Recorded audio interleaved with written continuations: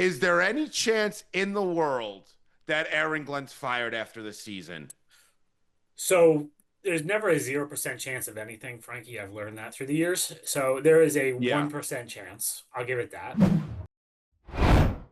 Hello and welcome to Gangs All Here. My name is Ryan Sampson. That's our Jets beat writer Brian Costello, and that's my guy Frankie Vitoriti from U Stadium. Week 16 of the NFL season for the New York Jets as they face off the New Orleans Saints. They are not going well this season for the Jets. They face a Saints team that's coming off a couple wins here. Tyler Shough looks pretty good. We'll break down that matchup in a little bit. We'll do some picks on it, but we're going to discuss at the beginning of today's show, guys, before we get to anything else, the Jets quarterback situation. Kaz, how you doing today on this Friday, and what's the latest on the quarterback situation for the New York Jets this week? Yeah, nothing really new, Ryan. We're waiting. We're recording this before Aaron Glenn speaks to us on Friday. I imagine we're going to know more here in a little bit about who the backup is going to be, but they're rolling with Brady Cook again. So another week of the rookie. Yeah, another week of the rookie, and it seems like with Tyrod popping up with the knee now, along with the groin, he might not be the backup. So does that mean we'll see Justin Fields potentially dress up for this weekend's game? Yeah, I would think so. I would think he'd be the backup. If I don't know what Tyrod's knee injury is, that just showed up Thursday on the injury report, but that's not good when a new injury pops up on a Thursday. So Fields was limited. I would think Fields can go full practice Friday. He'd be the guy on Sunday to be the backup for Shuck. And I just want to get your overall take on Brady Cook's performance from last weekend. Look, I thought it was nice to have that one touchdown drive with Adonai Mitchell, the touchdown. I thought he looked Yeah. pretty solid there. But overall, what was your takeaways from Brady Cook's first start? Yeah, I thought you got off to a really good start. 6 for 6, the touchdown. I mean, he looks more competent than I expected, to be honest, Ryan. I thought throwing an undrafted rookie, I thought it'd be more of a disaster than it's been. I know he had the three picks. Really, the one was terrible in the end zone. The other two were sort of, I thought the first one was a bad throw that got away from him, and then the third one was just trying to make something happen at the end of the game and kind of forced it there. So, it doesn't look like the offense is just, not functioning with him. He's been able to move the offense. It's just hard because everything else has been so bad around him. They haven't been able to establish the run at all. The defense obviously was terrible last week, so it's hard to get a good read on it because the game's getting away so fast. And when he was played against Miami, it was 21-0 when he came in the game. Yeah, look, Brady Cook finished 23 of 33, 176 yards passing, one touchdown. He did have three picks, so almost hit that rookie record of Mark Sanchez that we had talked about on last week's episode. Frankie, now looking back at it, looking at some of the film, Brady Cook's performance, are you in favor of the Jets just trying to get an evaluation of this guy the rest of the way? I mean, yeah, I am. And I actually think Kaz's prediction might actually come true this week that Justin Fields actually plays. So, Kaz, I think that's might happen this week. But listen, Brady Cook is who Brady Cook is. I think he played better than some people thought. I don't think he's somebody that we want to necessarily have as even our backup next year, but he's someone to have on the roster. He's somebody that you could bring in on a week in and week out basis to compete, especially if there's an injury that's happened. He's got a decent arm. I mean, he can make some throws in this league. He can move around a little bit. He's got some legs to him.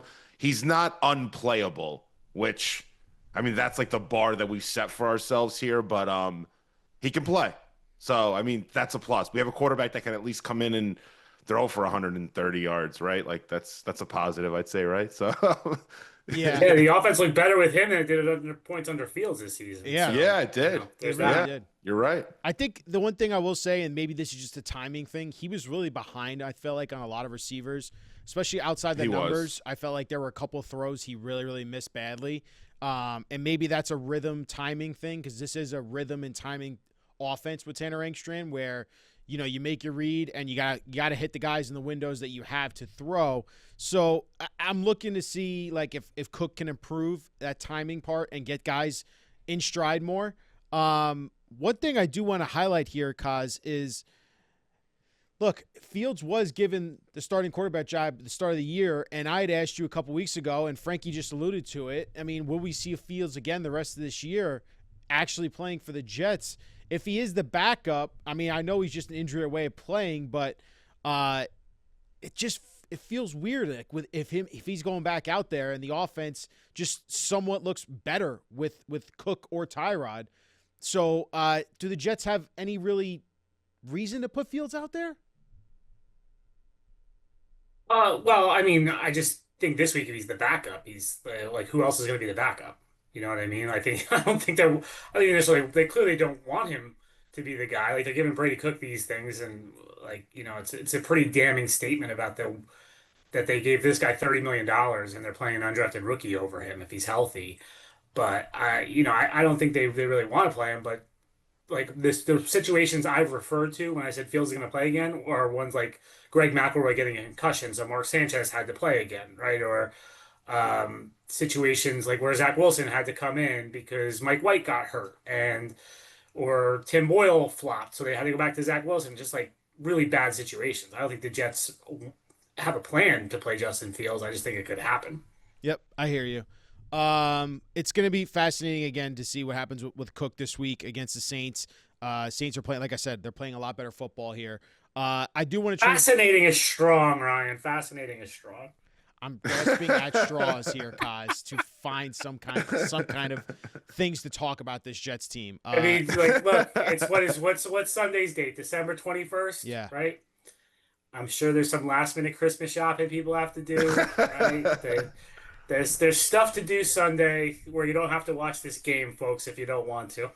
Well, this Cos, game. we have another battle with the remote this week, you think? Is this another one of those? Boy, this one should just be this one you shouldn't even pick up the remote. I feel like this is as bad a matchup as I can remember, guys. This is a rough one. Well, look, this is a game that will help. Half the B doesn't even go to the game. Really? Yeah, Because of I can't holidays? ever remember. No, because the companies don't want to spend money for a game against a 4-win team and a 3-win team. It does determine. It's not a cheap trip. This New Orleans is expensive. Well, it is. It's going to determine some of the draft positioning. I feel like this week, like it will have some big impact in terms of if the Saints stay in that mid-round range. If they get another win, they'll obviously move up, and then the Jets have a better chance at landing a top 5, top 4 pick if they lose against the Saints here as well. I do want to transition to gang sounds off, fellas, because new interim defensive coordinator Chris Harris spoke this week. Now that he's taking over responsibilities as the defensive coordinator, I'm going to play this sound here for you guys, and then we're going to react to it and talk about Aaron Glenn here as well. So we'll talk about Steve. Steve's a good coach, a good friend of mine. I learned a lot from him. It's unfortunate, ultimately, that this happened, but this is on all of us as a coaching staff. I want to thank AG for putting me in this position. But again, it's not about me. Our focus is on getting ready to play the Saints and trying to put the best product out there on the field. Look, he obviously is trying to say the nice thing here about, Steve's my friend. I've learned under Coach Wilkes, and it's not an easy position he's being put in himself. You can't really take too much pride, but like at the same time, it is a chance for you to prove yourself as a defensive coordinator for a young guy in Chris Harris. But Kaz, is there any chance that the Jets can show some signs of, I'll call it life, or some slight improvement over what has been absolutely disastrous performance from the defense? Yeah, they better this week, right? I mean, New Orleans, they're down a lot of players. They're missing their running back. They're missing a receiver. They're talking about practice squad guys coming in. They're obviously playing a rookie quarterback in Tyler Shuck. I know they won last week against the Panthers, but I watched that game and the defense won that game for them. The Saints defense played pretty well in the second half and kind of won that game. So this is not Trevor Lawrence. This isn't even the Miami offense, with HN and that running attack that they had there. So they should look better this week. I think the 2 weeks after that are going to be tricky. when you have the Patriots and the Bills, I think that could be a hard spot for Chris Harris. But there should be signs of life this week, Ryan. Yes, and is there any doubt that the interception's coming this week now that Steve Wilkes is out of the building? Like they're going to get that interception now. That's funny to look at it that way. Frankie, for a guy like Chris Harris, I do wonder. It's kind of like an awkward spot for him, but like this is kind of like a resume builder for him. Do you think he has anything to prove for that full-time defensive coordinator job for the Jets?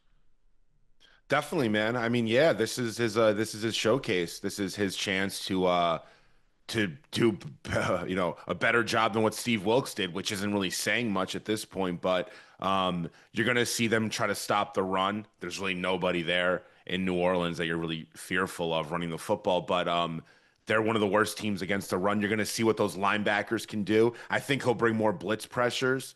And you'll see a few different things. I know Glenn mentioned the game plan and how it's not going to be, drastically different now because you have only what 3 or 4 days of preparation with your new DC. But I think Harris is going to want to show what he can do. That's unique and different. This is his chance to show to the rest of the league. This is who I am. This is what I was able to do when I had all the keys on defense. And I think we'll see some unique things. And I think they're going to have a few interceptions. By the way, like I actually think the defense was. Oh, they're gonna have a few cars. They're gonna have. I'm calling right now 2 or 3 interceptions this week. This is gonna be like the coming out party. I'm telling you, the I've heard they defense come is in gonna play bunches. real. The defense is gonna play really hard this week because they were obviously not happy with Wilkes defenders, or they weren't happy with how the defense was being run. They didn't want to speak last week. Kaz mentioned that on your guys' show on Monday that there was a vibe with the defense that seemed down a bit. They're gonna want to come out and play ball. They're gonna be running all over the place. They're gonna be getting picks. You know what? I'm gonna make a prediction. We're gonna have a pick six on Sunday. You ready for that one? A pick six. I'm telling you, they're gonna be playing football on Sunday, man. They're gonna be playing like they were. They're gonna have fun, man. I vaguely remember the last pick six the Jets had. Do you remember? I don't. I thought it was. Didn't they call the one Sauce had back with a penalty? That was Jermaine against the Browns. That's right. There you go. That's right. That's right. I'm so scarred I forget about that. It's so much slop. Yeah.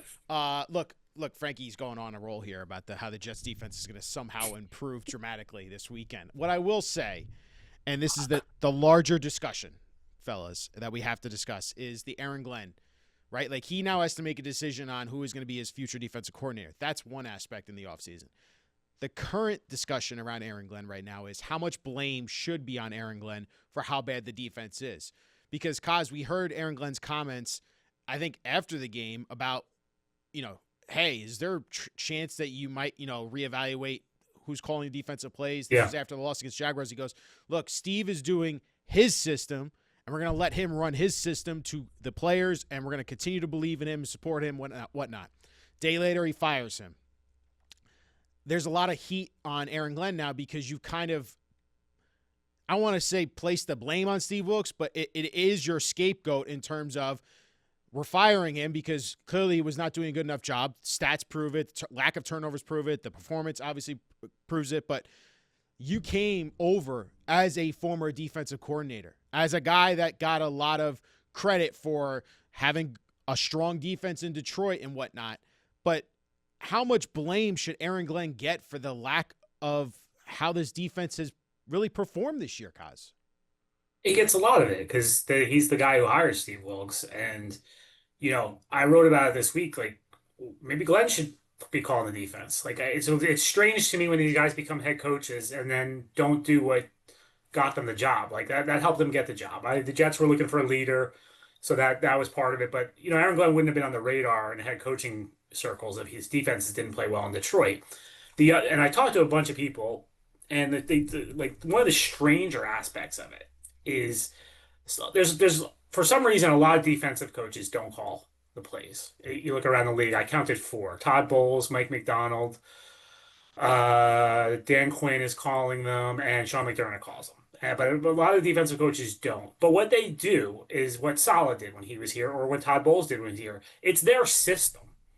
They just have somebody calling the plays during the game. But it was clear that was Robert Saleh's system that Jeff Ulbrich was calling. That was Todd Bowles' system that Casey Rogers was calling. This was like, Glenn was like, no, do your thing, Steve. Like, forget what we did in Detroit, which was weird because the reason you're in line for the job is because of what you did in Detroit. I completely agree with you, Kaz. It didn't make sense for why Aaron Glenn wasn't running his own system and that he let Steve Wilks kind of, I don't want to call it on an island, but use Steve Wilks' system here.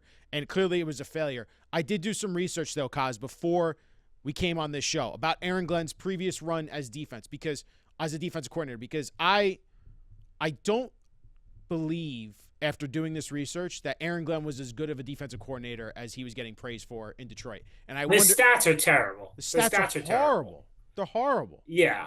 But And like that, if you watch the Lions last year, they had so many injuries, and the defense, they did a pretty good job yeah, like there. But the stats are. I think he ended up being top 10 in scoring last year, but the stats are terrible. But like the reason he's on the radar because the Lions were they were 15-2 last year, so the defense had to be doing okay. the defense finally performed last year. Like they have a lot of top 10 stats last year. But his three Yeah. previous years in Detroit were all bottom of the league, and they're not good. Yes. And that's where I question, like, all right, this is also an elite offense you're playing with on the other side of the ball. Like, there's credit to go all around. I think Aaron Glenn, though, might have been hired more to be the leader and the CEO type that we had talked about, like the Oh, he Mike Vrabel. absolutely was. Yeah, He was, but I think Yeah. the reason he was on the radar screen, like if the Lions had been 2-15, he could be the greatest leader in the world. No one's interviewing for a head coaching job. Like you get those head coaching interviews when your team does well, when your unit does well. But yeah, he was absolutely hired. The Jets wanted a CEO. They didn't want the X's and O's guy completely. Like that's part of like Liam Cohen wasn't interviewed and Ben Johnson wasn't interviewed. That's part of the equation there. Um, but I do think he made his bones on the defensive side of the ball. he did. But it wasn't a good showing from him in his previous run. So I wonder, could this defense even take a step to be good next year if they import a bunch of talent and bring talent on the defense? And can they actually improve? So, Frankie, do you have confidence that Aaron Glenn can actually improve next year? I mean, listen to this conversation we're having, and I'm not trying to go back in time and say anything here. Like, I'm not trying to like be a revisionist, but I never thought Aaron Glenn was a top defensive coordinator in football. I never did. I just didn't. They did bring him in here to be the CEO, and he wants that role. I don't think Aaron Glenn thinks that he's a great defensive coach. I really don't. I think he thinks he's a great leader of men. I think he thinks he's a great CEO, but I don't think Aaron Glenn has confidence in his ability to do the X's and O's stuff at some elite level where he even wants to put himself in that position. I think he wants somebody to do it for him, and he wants someone to do the offense for him, and he's going to have the team all pumped up and ready to go on Sunday. That's why he was brought in here, and I think that's what he thinks he's best at. I'm telling you. I mean, listen, the numbers speak for themselves, Ryan. You posted them on your Yeah. Twitter the other day. I mean, they're pathetically bad, Yeah. honestly. Like maybe he shouldn't have he should have never even have been considered a defensive coach So to a this degree. is Like where he's just I'll yeah. push back slightly, Frankie. Is like because and this is what something to push it to cause.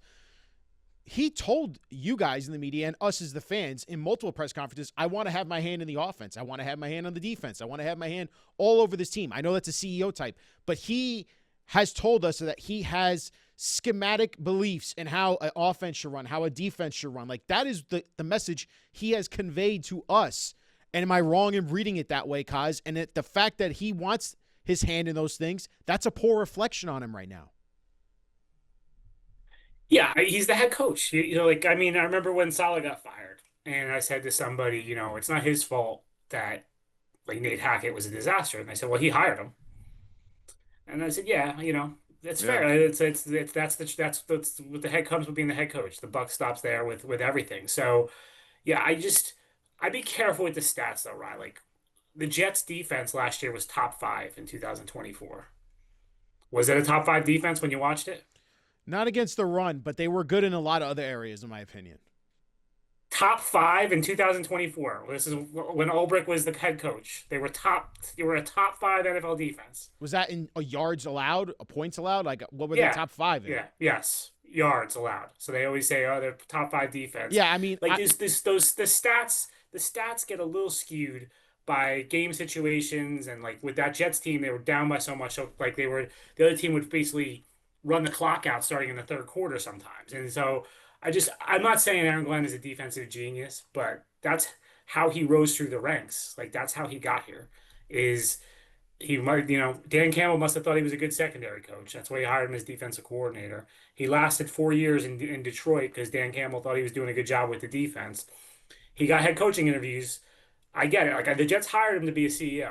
I'm with you. They hired him to be the leader, but the Yeah. reason he was even interviewed was because people thought highly of the Lions' defenses. I think it's just hard when you don't watch every single snap. Like I find this with the Jets, people have misconceptions about the team when they because they look at stats and they don't watch the games.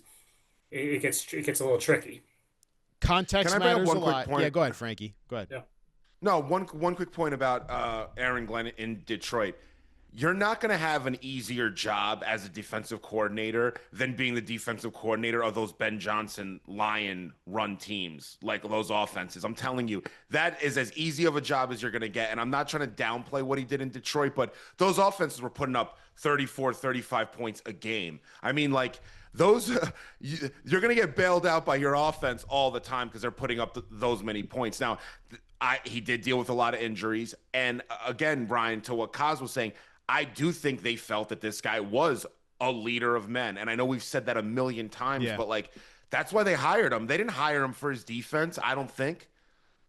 Well, I think I mean, that's how he got the job, that's obviously. how he got the But job. yeah, So that again, yeah, that's why I this is an interesting conversation to me because how bad the defense has been, how bad it was with talented players like Sauce and Quinnen, and you gave the contract to Sherwood, and you chose to stick with Michael Clemens, and you chose to stick with Jermaine and Will McDonald, and tell us that Will McDonald will get coached like he never has before defensively.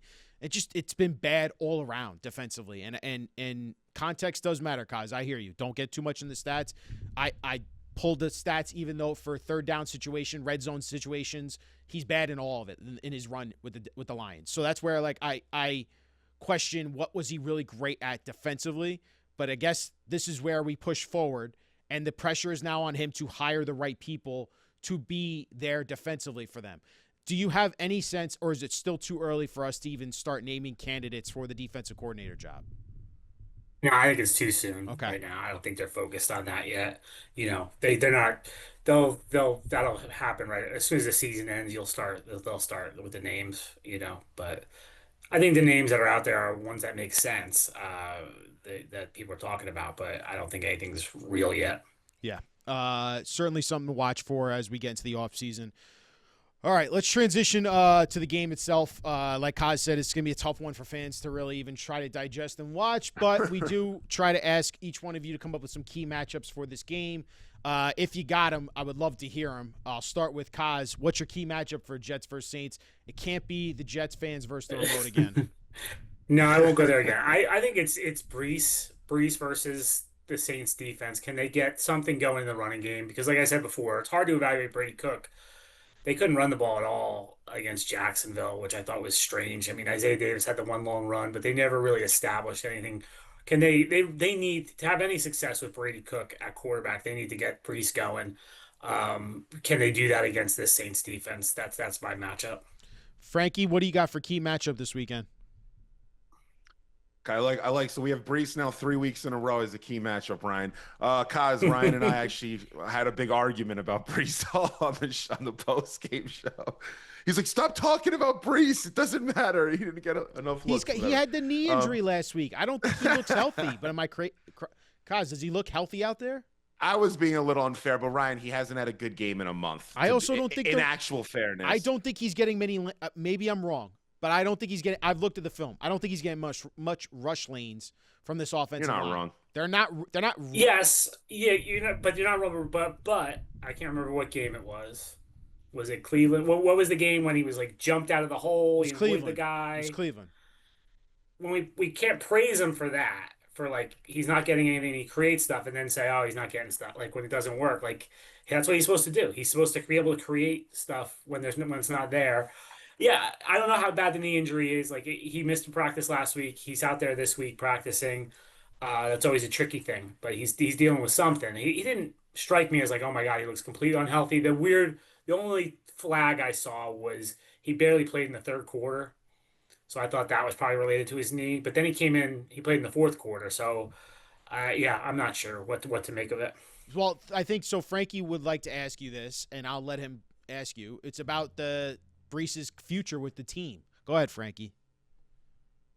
No, I'm just curious, cause at this point, the way Breece is playing, is he deserving of James Cook money? I mean, we've spoken about that mark, that 48 million number, 4 years, Yeah. kind of 12, 15 a year ish kind of deal. Like, are you confident that the team's going to offer him that, or they're going to look to tag him? It seems like No, I'm they not might look to confident. tag him. I think the tag is probably the way to go. Because I Yeah. talked to somebody from another team who was just like saying Breece Hall's not going to get those kind of offers. Like he's not that kind of running back in their view, and so I think sometimes we overrate him here when we're watching him. But I like Breece a lot as a player. So I don't. Yeah, the 48 million is probably too rich, Frankie. So I think that if I had to bet right now, I would bet on the tag, and maybe they work something out on the tag. But I would bet that he gets tagged in March. Interesting stuff. For me, key matchup, guys. I want to see Adonai Mitchell out there again. Do some good stuff. Last week, it wasn't too bad. It's kind of been up and down with him. I would like him to be consistently up. And we see Tanner Angstred speak so glowingly of him each week, it seems like. So I would love to see Adonai Mitchell go out there and have another big game against the Saints defense. All right. Did Frankie give his matchup? Oh, that's right. Yeah, sorry, Frankie. Did you give We a went to a matchup? Breece You went to turn. the I was gonna Breece say, turn. I'm not going Breece again. My key matchup is this. You know what? Our edge rushers are playing against a rookie and a second-year tackle in Kelvin Banks Jr. and Tyrese Fuanga on the outside there for the Saints, those two tackles. Let's see what Jermaine Johnson and Will McDonald can do. Kelvin Banks Jr. has had a very good rookie year, arguably one of the best rookies out of that draft class. He's really, really playing great. Tyrese Fuanga's been up and down the last couple years, the second year, or last year. So let's see what those our edge players can do. I mean, where we've been questioning them, there's no reason those guys don't have a sack or two against a rookie quarterback also. I think a lot of times too, we have to realize with quarterback play, especially with rookies, they're calling out the protections a lot of times. Like everyone blames the offensive line for sacks. You got to put some on the quarterback too. They're coming up to the line, they're calling the protection with the centers sometimes, not all the time, but they do at times. So I think there's no reason Will McDonald and Jermaine Johnson aren't able to get to Shuck. There's no reason. You have a rookie left tackle, rookie quarterback, and a second year right tackle. Let's see what you guys can do. And you know what? I still have faith, by the way, in those guys. I know everyone's off this Jermaine Johnson, Will McDonald thing. Everyone wants to, throw them away and get rid of them. I don't think we should consider that. I think they're good players. They're some of our only quality talents on defense. This is a barometer for me. Let's see what you can do against the Saints.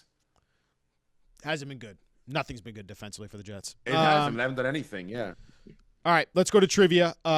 Stump Kaz. I have not been able to get him, but I think I might have him here. So let's see. Oh boy, he's gonna dial it up, Frankie. He's gonna dial it up here. He's got you right here.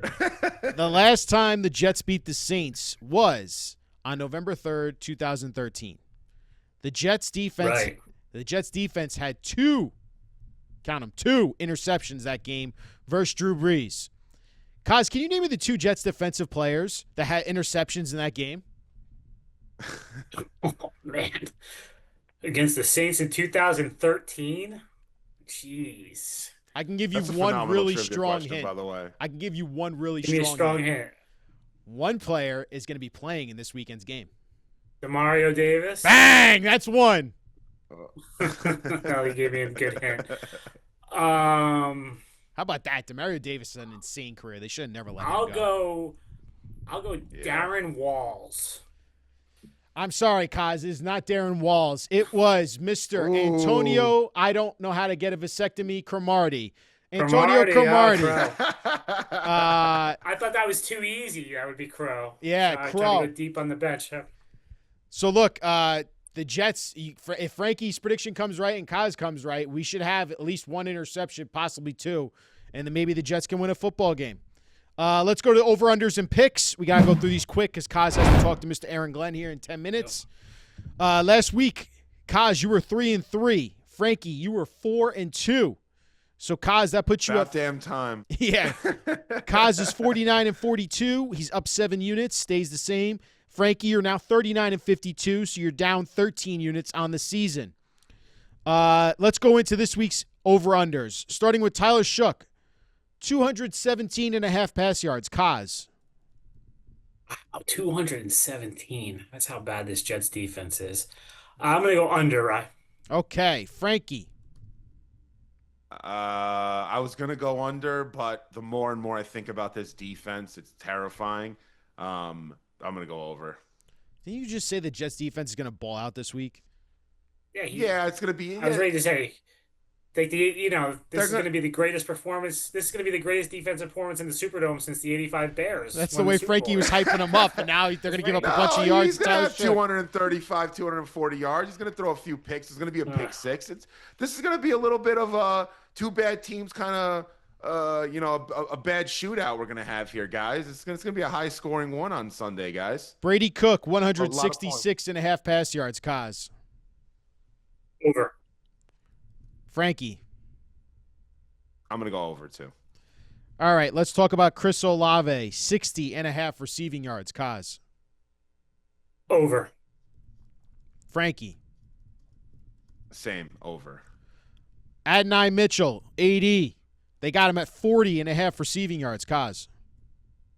Mm. Over. Frankie. It's my guy over, baby. All right, let's talk Always about the over on Saints AD. tight end, Juwan Johnson, 37.5 receiving yards. Kaz. Under. Frankie.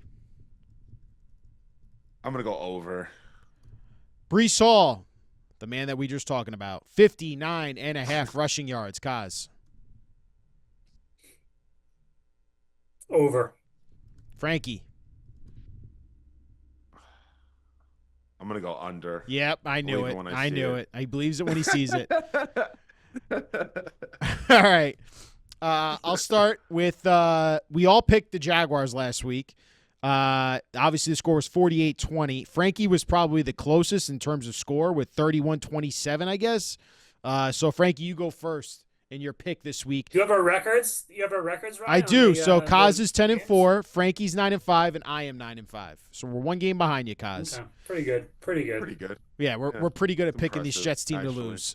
Here we go. Jets are 4.5-point dogs against the New Orleans Saints. Frankie, give us your prediction. Guys, I'll keep it short and sweet because last week I felt like I spoke about the game for like 7.5 minutes. Listen, Yeah, your prediction Jets lasted longer team- than the game. I was going to say the same thing. it's true, actually. It's actually true. Guys, this Jets team just sucks. They just really suck. There's nothing to look forward to. I hate saying it. JETS just end the season. Just end this game also. I'm picking the Saints 21. Actually 28, 24. I'm gonna give the Jets 24. I'm waiting for them to score that amount. It's my Not a favorite team number that also. sucks. You're giving it a close game. Yeah, Close game. they'll score a late touchdown. Breece Okay. will maybe pop one off in the pass game. They just stink, man. I like what the Saints are trying to do offensively. I think Tyler Shuck did have his best game of the year last week. Feels like Kellen Moore has those guys playing hard and doing some creative things on offense. They have more talent than we do, which is insane to say. And they're not really tanking like I think we might be in a way. So yeah, Saints win their third game in a row. I got Saints 28, Jets 24. He's got the Jets covering, Kaz. What do you got? Yeah, similar score. I'm going to go Saints 23, Jets 21. I think it's going to be a close slop fest of a game. Two bad teams. And then Saints kick a field goal again to win the game at the end with the kicker from Ireland that the announcers are going to talk about a lot, that he's from Ireland and how great that is. And so get ready for that. But yeah, I think it'll just be, I think it's going to be a sloppy game. I feel you on all that, fellas. I clearly have zero confidence in this Jets team. I think Aaron Glenn deserves a ton of blame for this roster and this team and how they performed and his coaching staff. I can't believe that we're at this point where this team is 3-11, about to go 3-12, probably going 3-13 on the year. Going to lock up a top 4, top 5 pick on this year. And ultimately, this is on Aaron Glenn, considering where he started this year about how he said, we're here to win, we're going to win. And then he changed his narrative real quick about I didn't say when we were going to win. So I got Saints 27, Jets 10. I think Brady Cook struggles in the Superdome. I don't think he does well here, and we probably will see Justin Fields and just be ugly offensive performance from the Jets. We hear more heat about Tanner Angstrom as a first-time play caller. Jets just, I don't know, man. I'm so miserable about this team. I don't think they do anything well besides special teams, and we're kind of at this point, Kaz, where we have to continue to throw some more heat at Aaron Glenn, even in his first year. I was right. I was told at one point that the defense was going to get better after those trades. Oh, I knew you were. I was waiting for someone to bring that up. You know what? I was right for a Remember, few Ryan? games. Remember we were told that? Remember we were told that? I remember. Didn't look Hey, like it. Didn't look like it in Jacksonville. You know what? I'll admit that was pretty stupid of me to say. I'll say that. That was not the smartest thing in the world. I do think Ryan, you're going to win your bet with Mark Hale though. No, Yeah. I don't think the Jets are getting another one. Yeah, I mean they're playing Brady Cook to tank. Let's be real. Like you could say evaluation Yeah. all you want. They're trying to make sure that they don't get any more wins the rest of this year, especially with the Patriots and the Bills both need wins for the division. So I don't know, Kaz. Like I can't wait to do more of these episodes in the offseason because I really want to go off on Aaron Glenn, but I'm being tamed here because we have to. But Kaz, can I ask you a quick question? Oh, here we go. Really here quick. we go. No. This What? is something that popped up, and I think it's ridiculous. I'm with Ryan on this. Yeah, I got you. I know where you're going. now- He knows where he's going. Yeah. He knows where he's going. Yeah.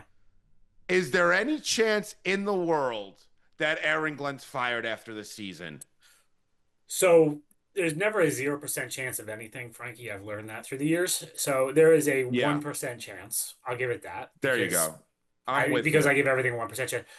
But I will go back to forget evaluations. There's two things for me. One is the money. He is making north of $10 million a year.